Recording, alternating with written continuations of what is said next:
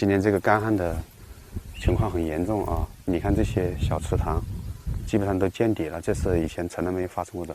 鸟类的栖息地大面积减少了。这个位置叫三连洲，是我们一个青头潜鸭栖息地的一个修复基地。我们主要是做了一些蓄水保湿，还补种了一些水生植被这些工作，密切关注这些动植物资源的变化，尽量减少这些人为的干扰。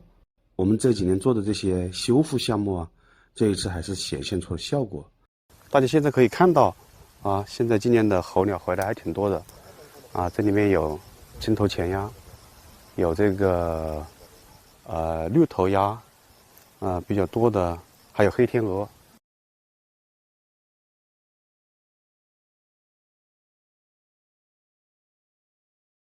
我们每年在这一片区域是可以监测到大概1-2万只的候鸟在这里进行栖息。在今年驼批的这个候鸟来到我们这里的这个数量大概是在2000只左右。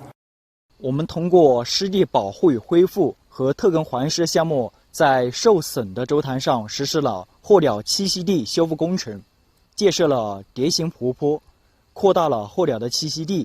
同时也提高了整体的蓄水保湿能力，希望通过这些保护与恢复措施，吸引众多候鸟来到这里栖息越冬。